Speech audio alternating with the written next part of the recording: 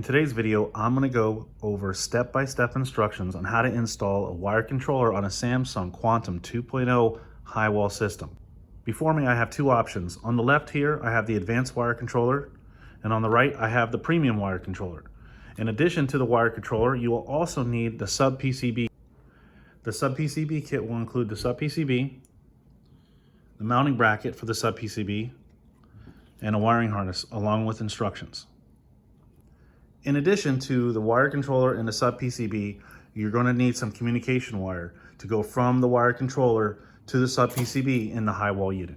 In today's video, we're going to focus on the advanced wire controller and how to install it. The process is going to be the same whether you're installing the advanced wire controller or the premium wire controller. First step, get the sub-PCB, and you're going to want to install the sub-PCB into the holding bracket. You basically slide it in and pop it in place. Now we're going to install this into our high wall mini split system. Next step is to choose a location to mount our wire controller. We want to take the back plate, mark our holes, and then mount the back plate. Now that we got our back plate mounted and our wire run, we're going to go ahead and make our connections on the wire controller. We'll locate our F3 and F4 terminals. F3 is on your left and F4 is on your right.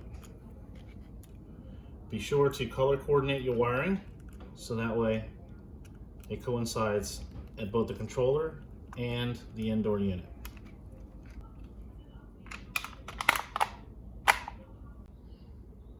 Next, we're going to want to shut the system off and cut the power. Now that the system is powered down, we're going to remove the bottom cover to gain access to the harness.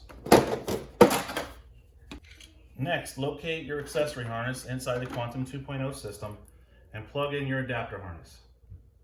Next, we want to go ahead and route our harness around the back, plug in our sub-PCB.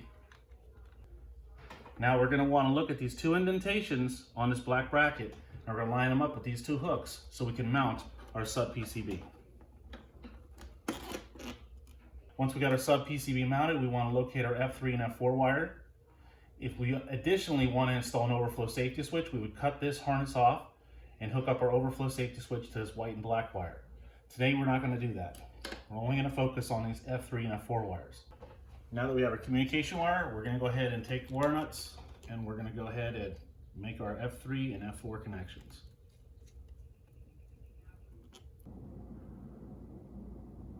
Once you've powered up your Samsung Advanced Wire Controller, it'll ask you to select the language. Select the appropriate language, then press OK. The Advanced Wire Controller will then begin to scan. Once it's completed scanning, you're now ready to power up your system. In order to power up the system, you'll simply press the power button. In order to set the mode, you'll want to highlight the mode section and press OK. Then you can select the appropriate mode you wish to use and then press OK.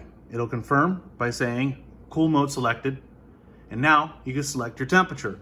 In order to select your temperature, you're going to use the up or down arrows and adjust the temperature accordingly.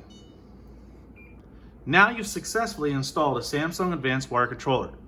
In upcoming videos, we will be going over how to set a schedule and other settings that the Advanced Wire Controller offers.